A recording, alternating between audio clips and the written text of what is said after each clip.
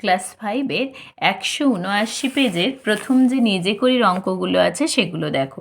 প্রথমে বলেছে সমকোণ ড্যাশ ডিগ্রি। আমরা অলরেডি জেনে গেছি সমকোণ কত ডিগ্রি। সমকোণ হলো 90 ডিগ্রি।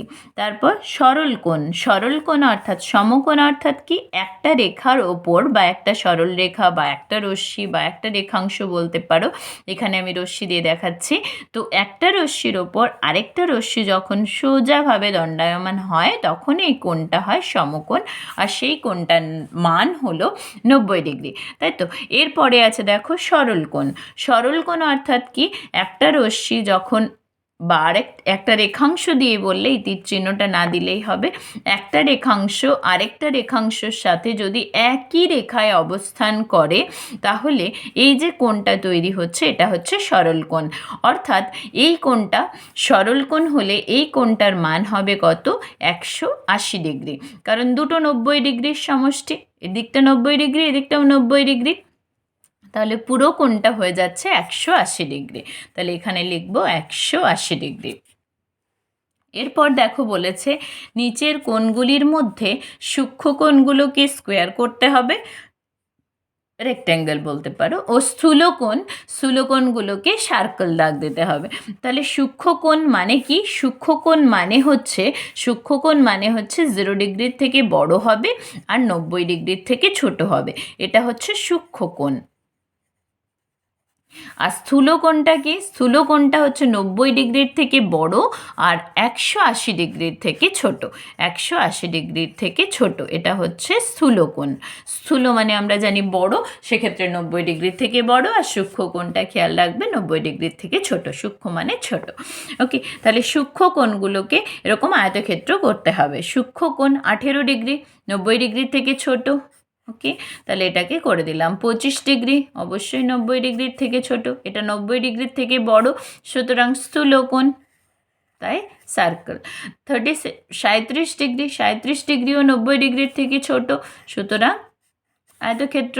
এটা 90 ডিগ্রির থেকে ছোট, এটা 90 ডিগ্রির থেকে বড়, এটাও বড়, এটাও 90 ডিগ্রি থেকে ছোট, এটাও 90 ডিগ্রি থেকে ছোট, এটা বড়, এটাও 90 ডিগ্রি থেকে বড়, এটাও 90 ডিগ্রি থেকে বড়, এটাও ছোট, এটা ছোট, এটাও ছোট, এটা 90 ডিগ্রি থেকে বড়, এটা 90 ডিগ্রি থেকে ছোট, এটা 90 ডিগ্রি থেকে বড়, এটাও 90 ডিগ্রি থেকে বড়। তাহলে সহজেই আমরা সূক্ষ্মকোণ এবং স্থূলকোণগুলোকে দাগ দিয়ে নিতে পারলাম। তাহলে 4 দাগের প্রশ্ন বলেছে দেখো সূক্ষ্মকোণ ও স্থূলকোণ কাকে বলে, ছবি এঁকে দেখায়। দেখো সূক্ষ্মকোণের ডেফিনেশন কিভাবে লিখছি, যে কোণের মান, তোমরা জানো সূক্ষ্মকোণের ক্ষেত্রে 0 ডিগ্রি এর থেকে বড়, তাহলে লিখব যে কোণের মান 0 ডিগ্রি এর থেকে বড় কিন্তু 90 ডিগ্রি এর থেকে ছোট সেই কোণকে সূক্ষ্মকোণ বলে।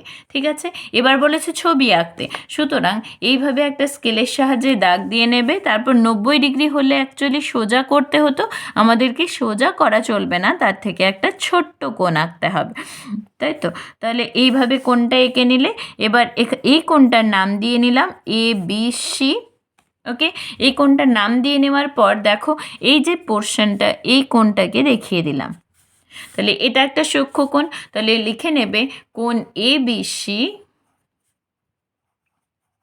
একটি সূক্ষ্মকোণ। ওকে, এবার স্থূলকোণ করতে হলে কি করতে হবে দেখো, তাহলে এটা যদি সূক্ষ্মকোণ না হয়ে আমি যখন স্থূলকোণের ডেফিনেশন লিখব, কীভাবে লিখব না, যে কোণের মান 0 ডিগ্রি তখন হবে না, তখন কি হবে 90 ডিগ্রি এর থেকে বড় কিন্তু 180 ডিগ্রি এর থেকে ছোট, সেই কোণকে সূক্ষ্মকোণ বলবে, স্থূলকোণ বলবে, সেই কোণকে স্থূলকোণ বলবো। এবার স্থূলকোণের যখন ছবি আঁকবে তখন কিভাবে আঁকবে না, একটা রেখা আগের মতোই নিয়ে নেবে এইভাবে। এবার 90 ডিগ্রি হলে আমাদের এই সোজা দাগটা হতো 90 ডিগ্রি, তার থেকে বড় আঁকতে হবে, সুতরাং আমরা এইভাবে বাঁকিয়ে নেব। তাহলে এই যে কোণটা হলো, এই কোণটা হয়ে গেল স্থূলকোণ। যেহেতু একবার ABC নাম দিয়েছি, সুতরাং এবার PQR এরকম নাম দিয়ে দেব। তাহলে সূক্ষ্মকোণ ডেফিনেশনটা লিখবে, তারপর ছবি আঁকবে, তারপরে এখানে কোণটা লিখবে, আবার স্থূলকোণের ডেফিনেশনটা যেটা আগে দেখিয়ে দিয়েছি সেইভাবে লিখবে। লেখার পর এই ছবিটা আঁকলে তারপর একই রকমভাবে লিখে নেবে কি কোণ পি কিউ আর একটি স্থূলকোণ, ডেফিনেশন দেবে আর ছবিগুলো এঁকে দেখাবে। নেক্সট 5 প্রশ্নটা দেখো, বলেছে যে কোনো 3টি ভিন্ন ধরনের কোণ আঁকে, ভিন্ন ধরনের কোণ আঁকতে বলছে। তারপর বলেছে প্রত্যেকটি কোণের আলাদা আলাদা নাম দিই। প্রথম প্রশ্ন, 3টি ভিন্ন ধরনের কোণ আঁকতে হবে। দ্বিতীয় প্রশ্ন, প্রত্যেকটি কোণের আলাদা নাম দিতে হবে। 3 নম্বর প্রশ্ন, চাঁদার সাহায্যে কোণগুলির পরিমাপ করি। তাই তো, তাহলে 3টে প্রশ্নের উত্তর স্টেপ বাই স্টেপ করে নেব। দেখো, এখানে আমরা চাঁদার ব্যবহার করে কোণগুলো আঁকবো, তাহলে খুব সহজেই আমরা এঁকে ফেলতে এবং পরিমাপ করে নিতে পারবো। 3টে কোণ আঁকতে বলেছে, সুতরাং প্রথমেই যেটা করবে এইভাবে একটা দাগ নিয়ে নেবে। তোমরা জানো এই বিন্দুটাকে চাঁদার মধ্যবিন্দুর সাথে বসাতে হয়, তাহলে সেইভাবে বসিয়ে সরলরেখার সাথে সমান করবে।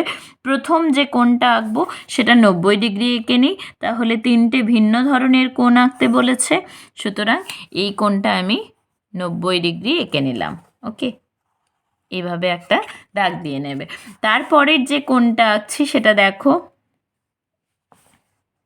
একটা জাস্ট এইভাবে রেখা দিয়ে দিলাম। রেখা দিয়ে দেওয়ার পরে যে কোনো একটা বিন্দু যদি বলে দিই এটা এখানে যে কোণটা হবে সেই কোণটা হয়ে যাবে 180 ডিগ্রি। এগুলো আমাকে পরিমাপ করতে হবে না, সহজেই করে ফেলতে পারবে, তাই তো, সেই জন্য এটা করলাম।